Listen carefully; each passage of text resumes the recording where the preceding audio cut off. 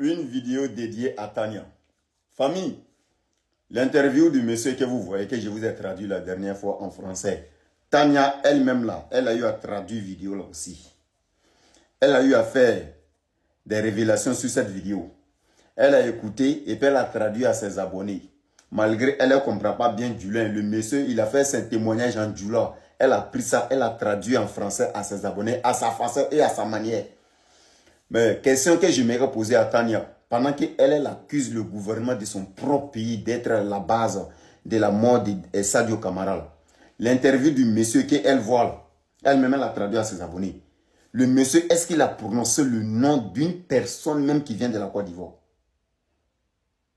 Parce que Tania, dans son live la dernière fois, eux ils disent que non, il paraît-il que le monsieur qui était derrière le coup d'État là, il était en contact avec le président, son excellence Alassane Ouattara. Il paraît-il qu'il était aussi en contact avec M. Téné Brahima Ouattara.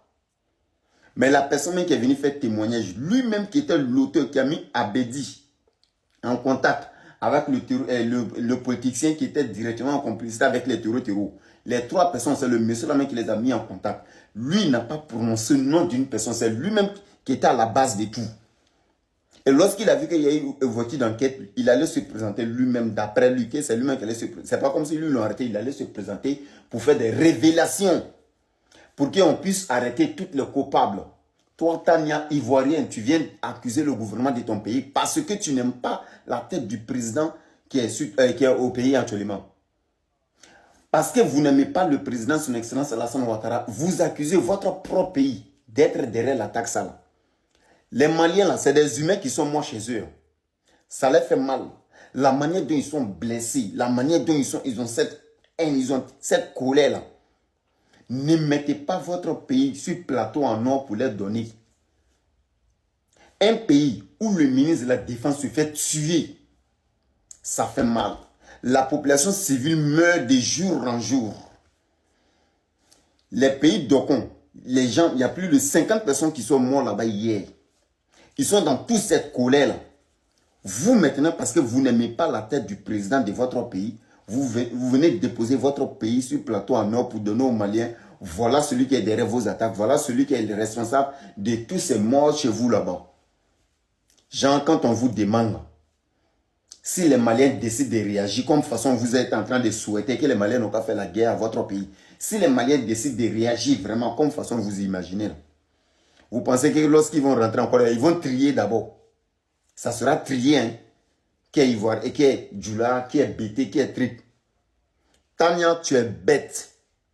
Tes abonnés qui te suivent là, ceux qui étaient dans le live là, vous êtes stupides. C'est parce que vous n'êtes pas intelligent, que vous n'arrivez pas à comprendre que mettre deux pays en guerre, c'est quelque chose de très dangereux. Mais vu que ce n'est pas de vous votre faute, ce n'est pas de vous votre faute. Sinon, les Maliens que vous êtes en train de dire que c'est la Côte d'Ivoire qui est les bases arrière, et puis eux aussi, souvent, ça est dans leur tête, les Maliens, les Burkinabés, là, qui se disent que c'est la Côte d'Ivoire qui est derrière et les terreaux. Au moment que ça n'allait pas en Côte d'Ivoire, malgré les réfugiés politiques ivoiriens se réfugier au Mali, là, la Côte d'Ivoire n'a jamais décidé d'y rentrer ni en guerre avec le Mali, ni en conflit, ni la coller avec le Mali, parce que le Mali accueillait les réfugiés politiques. Jamais la Côte d'Ivoire n'a pas fait ça. On a plutôt fait face à nos problèmes.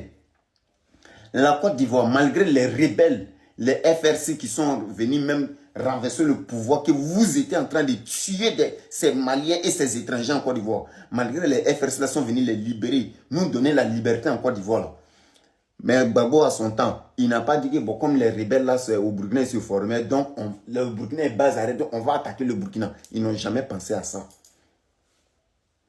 Ivoirien fait toujours face à son problème. Le jour Laurent Gbagbo a décidé de payer Zakaria Kone pour qu'il n'a qu'à lui le protéger. Là, ce jour-là, Zakaria Kone était au Bénin. Ce n'est pas sorti de moi, ma bouche. C'est sorti dans la bouche de Laurent Gbagbo lui-même.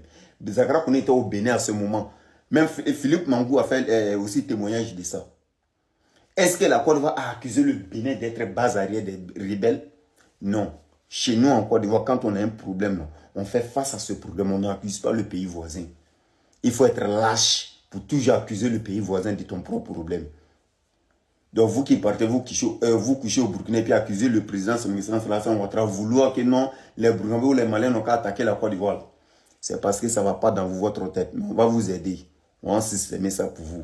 C'était un commandant général répliqué, un gros grand homme qui ne jamais face à un problème, qui veut s'informer sur les actualités, la réalité des jours. Passez chaque fois, prendre tes efforts. Bon entendeur, salut la famille.